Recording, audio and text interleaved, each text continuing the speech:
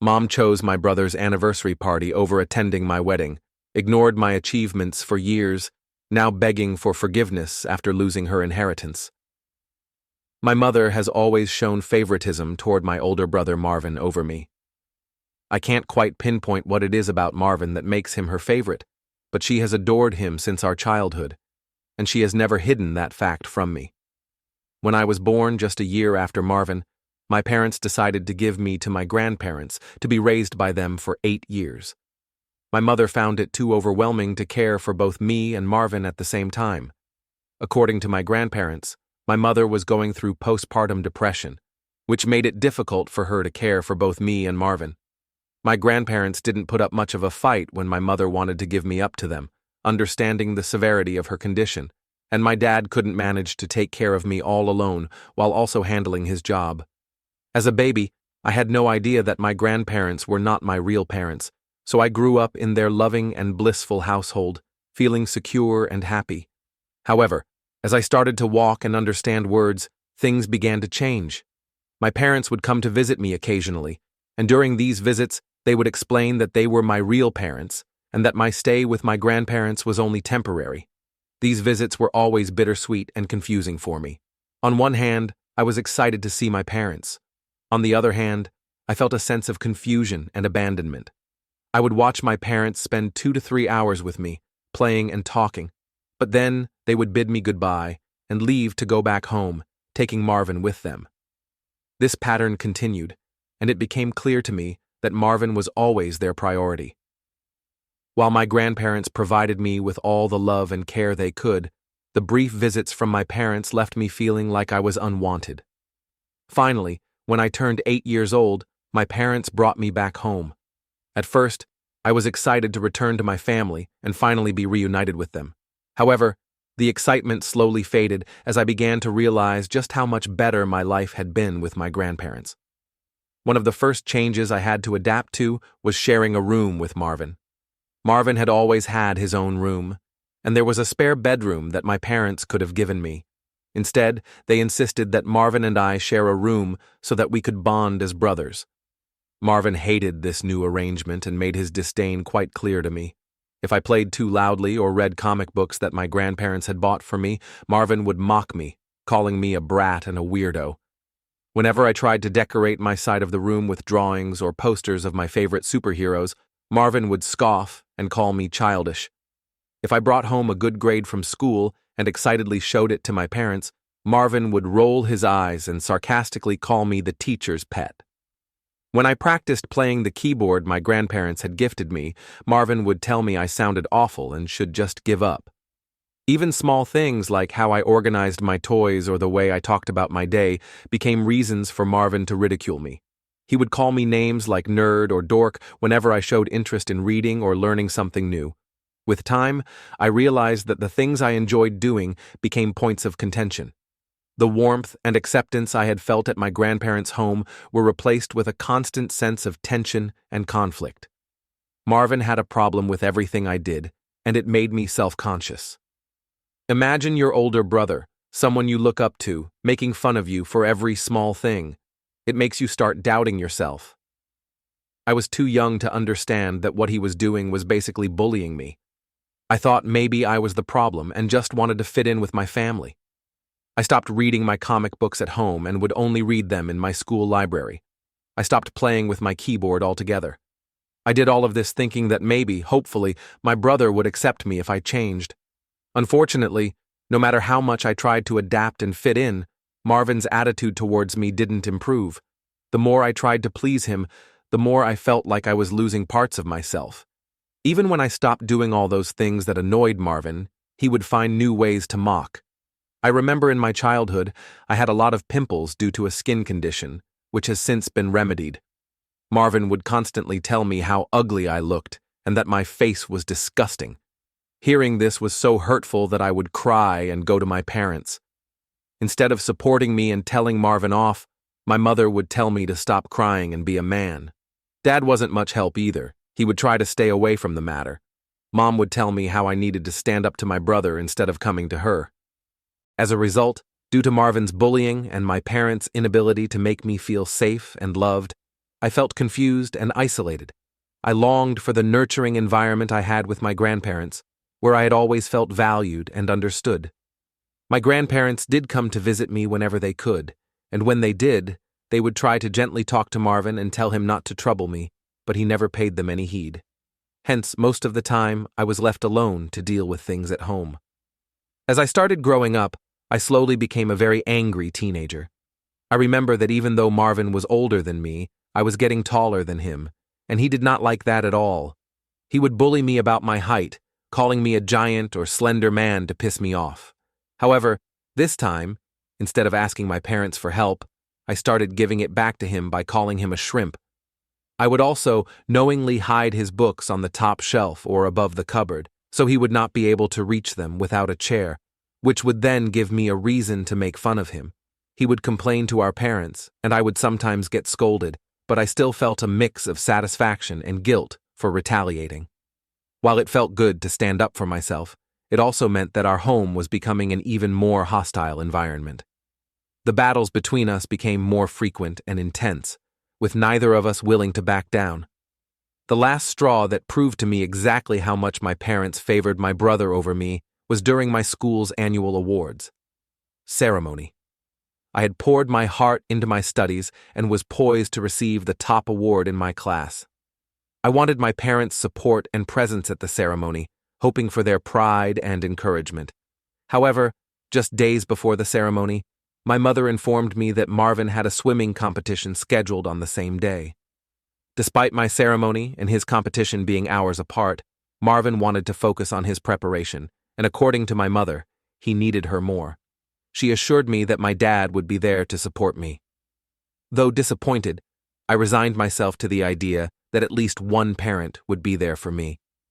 On the day of the ceremony, I was shocked when even my dad didn't show up.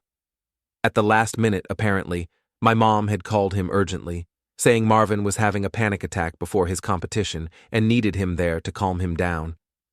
Dad chose to rush to Marvin's side instead of coming to my awards ceremony. When I walked up to receive my award, I remember seeing no familiar face in the audience cheering me on. I felt nothing but a profound sense of loneliness and abandonment.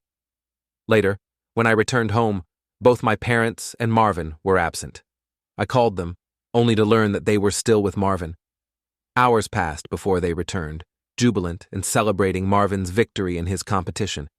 He held an award in his hands as they told me how well my brother had performed in the competition.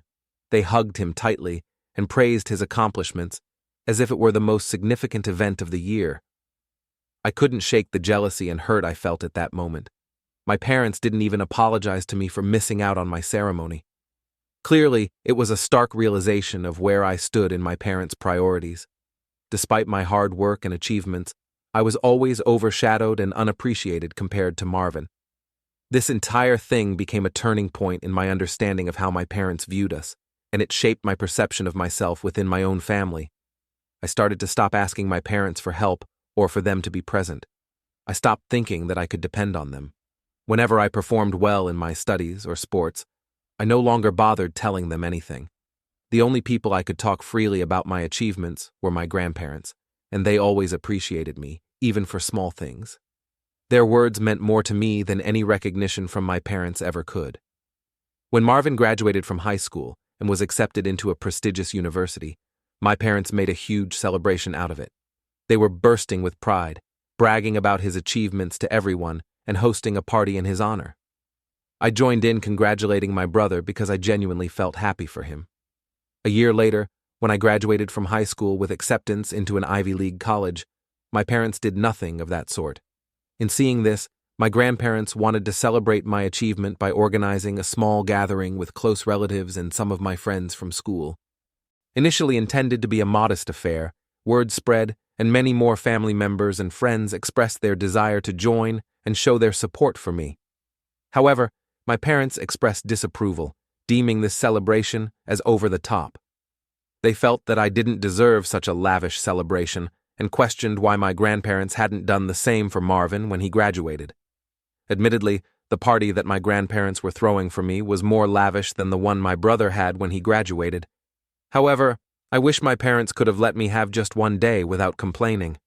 My mother argued that Marvin would feel really bad if he found out that our grandparents were celebrating me with the party, especially considering they had only given him a watch when he graduated. My grandfather, visibly upset, reminded my mother how he and my grandmother always had to step in to support and celebrate me, because my parents never did that. He pointed out how my parents had enthusiastically celebrated Marvin's achievements, but seemed indifferent to mine. My grandmother echoed his sentiments, questioning why there was a double standard in celebrating their children's successes. In response, my parents defended themselves, arguing that it was challenging to balance celebrations for two children and that their focus had naturally been on Marvin's milestones since he was the oldest. They claimed their hands were full and that they couldn't do everything for both of us equally. My mother further justified that just because they didn't celebrate me enough didn't mean that they didn't love me, which was laughable to hear. Thankfully, my grandfather felt the same, and he was not convinced.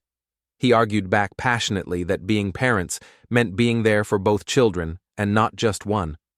He criticized my parents for not treating me with the same enthusiasm and support they always showed Marvin.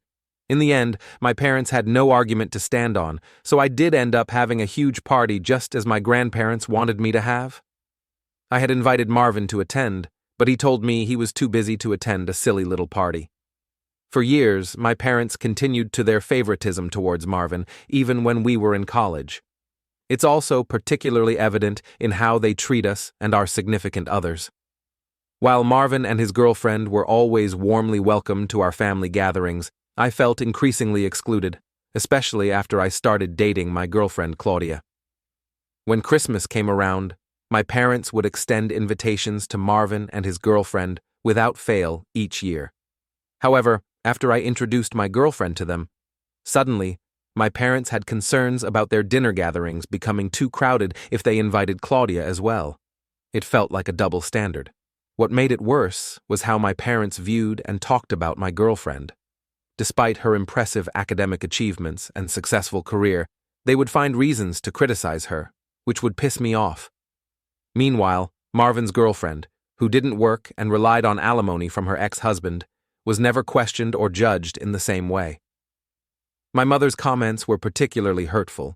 She once openly expressed to me how she would have preferred me finding a more traditional, housewife-type girl instead of someone like my girlfriend, who was so career-driven.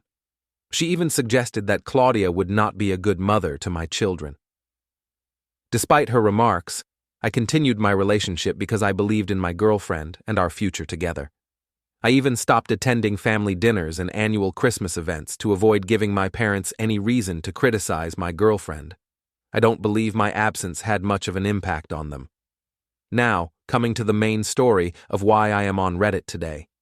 6 months ago, I proposed to, and she said yes. I had no doubts in my mind that she was the one for me. This woman has given me so much love and support over the years, I can't even imagine my life without her. When I informed my parents about the engagement out of courtesy, wanting them to hear the news from me rather than from someone else, I was met with mixed reactions. My dad seemed genuinely happy for me and congratulated me, while my mom remained silent. Later, my mother texted me to express her disappointment. She said she was disappointed that I had not listened to her and had gone ahead with the proposal to Claudia. She claimed that as a woman, she knew other women better and felt Claudia would not be a good fit for our family.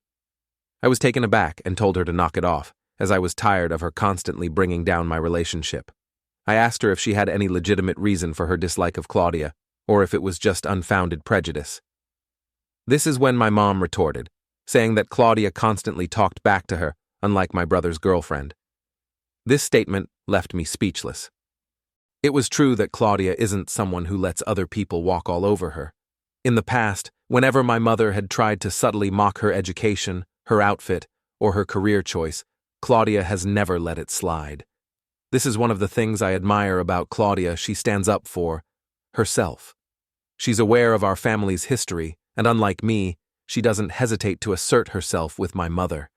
However, Claudia has never been outright disrespectful. Her responses are typically cheeky and sarcastic, but clearly, my mother has hated Claudia all this time because of this.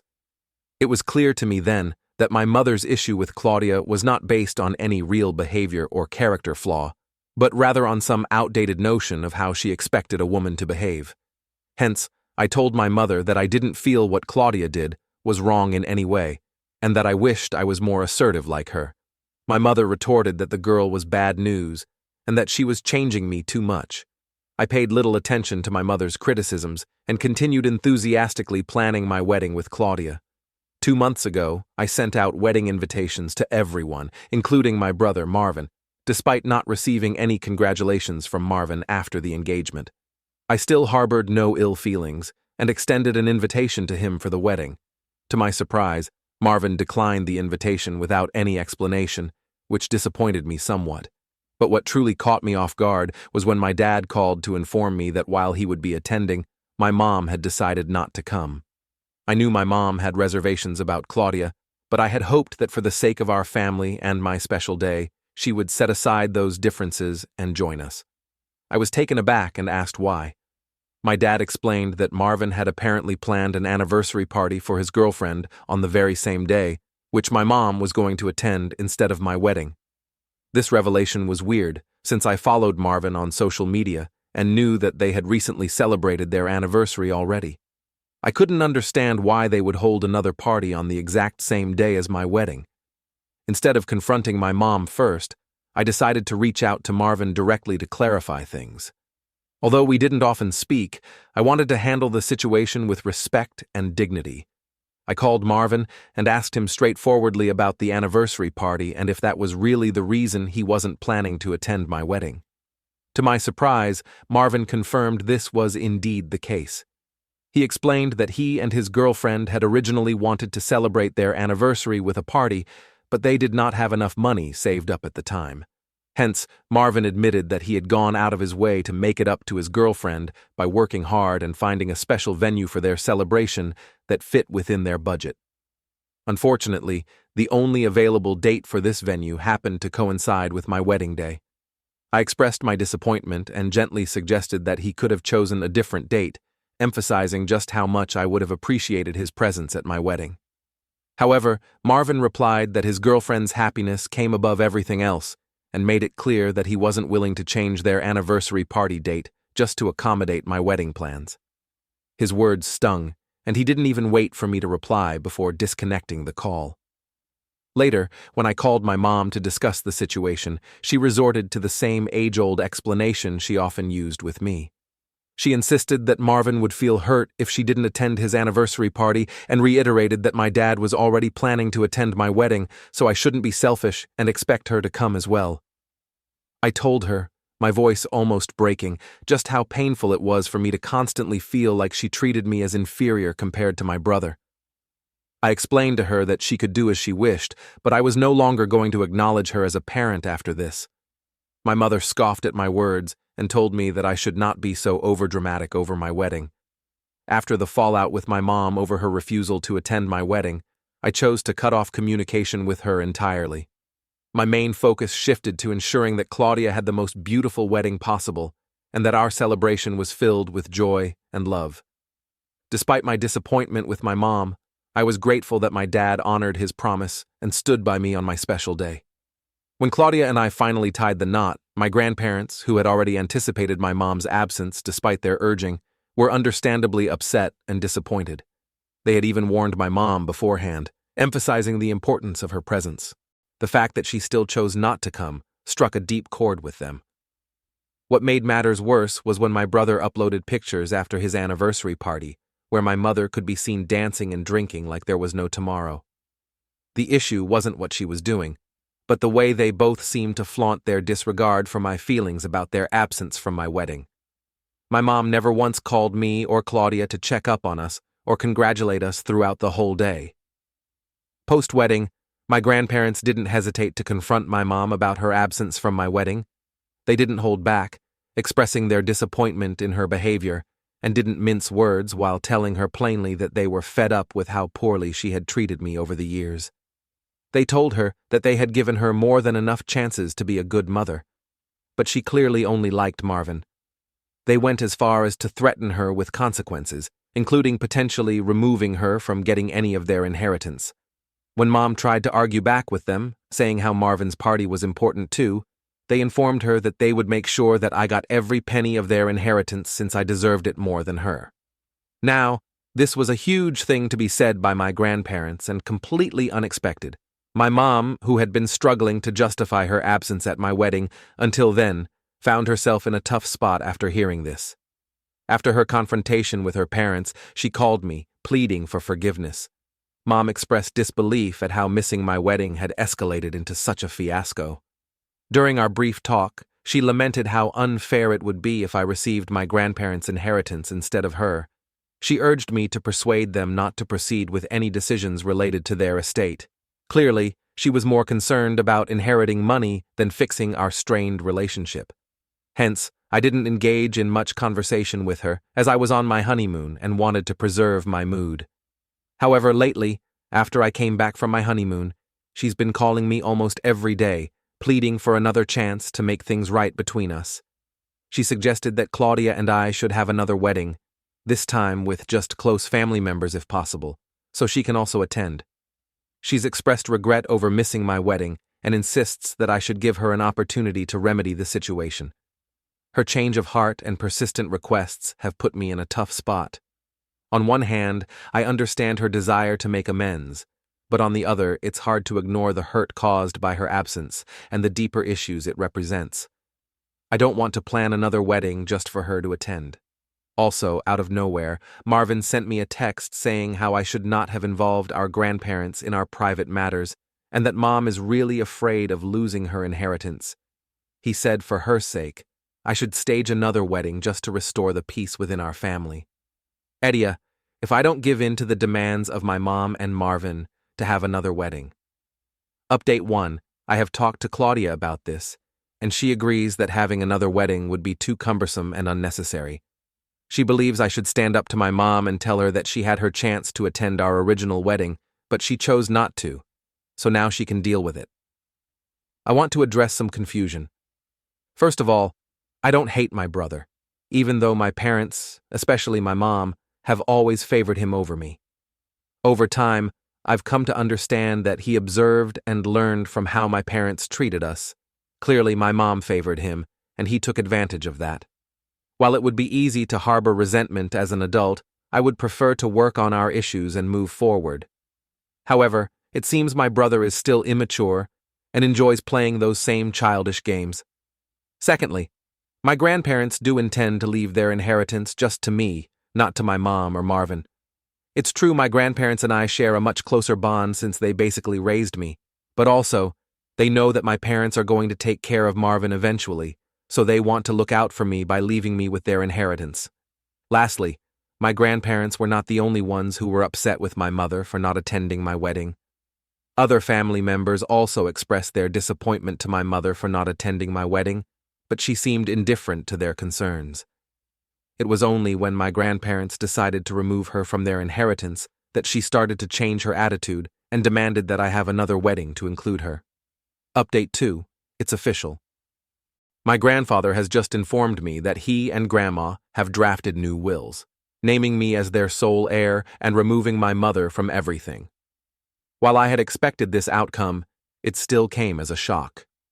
My grandfather explained that their decision was not only influenced by how my mother treated me, but also by their belief that I would care for them in their old age better than my mother would. They trust that I won't abandon them to a care facility unless absolutely necessary, and have confidence in my ability to manage their finances responsibly. Regardless of their reasons, I am grateful and touched by the depth of love my grandparents have shown me through this decision.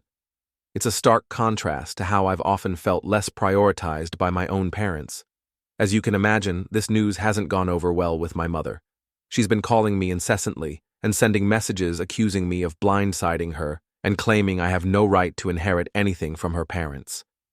It's true when people say money can really change a person, because it's almost like she thinks I'm stealing from her when I haven't even received anything. When I firmly suggested that she address her concerns directly with my grandparents, she responded with accusations that I had manipulated my way into their favor. I reminded her that any changes in their will were a direct consequence of her own actions over the years, which had strained our relationship and influenced their decision. Our argument grew heated, and in a moment of raw honesty, or perhaps spite, she confessed something profoundly hurtful, that she wished I had never been born. She revealed that I was in accidental pregnancy and blamed me for causing her postpartum depression. She confessed that, initially, she considered even giving me away just to get rid of me, but decided against it because of her parents' conservative views, opting instead to have them care for me. She admitted that she loved Marvin more because things were always easier with him. I was deeply wounded by her words, but I told her I appreciated her honesty because it freed me from feeling guilty about our strained relationship. I made it clear that I didn't want to continue a cycle of arguments and hurtful exchanges, and that I simply wanted to live my life in peace. I firmly instructed her not to contact me again and warned that I would involve the police if she ever showed up at my doorstep uninvited. After that conversation with my mom, I reached out to my dad. He acknowledged that some of what Mom had said about my accidental pregnancy and her struggles with postpartum depression was true, but he reassured me that he never regretted having me. I expressed to him how their favoritism towards my brother over the years had hurt me deeply, and he apologized sincerely. While I'm uncertain about the future of my relationship with my dad, I've asked him for space for now, and he respected my decision. As for Marvin, I sent him a lengthy text expressing how he could have been a better and more mature sibling to me, especially considering how much I looked up to him all my life. I opened up about feeling incredibly alone while growing up with my grandparents, and how desperately I wanted his acceptance when I moved in with our parents. I made it clear that I never harbored any resentment towards him, and instead of competing with me, he could have chosen to be a supportive part of my life. I also conveyed my disappointment in him as an older brother and stated that I was putting an end to our relationship from now on. Since then, I have blocked him and currently have no plans to unblock him in the near future. I am focused on building a beautiful future with my wife, Claudia. It's true, I am glad that I have a really headstrong wife. Her support and love have been a cornerstone in my life, and with her by my side, I feel confident in facing whatever challenges come our way.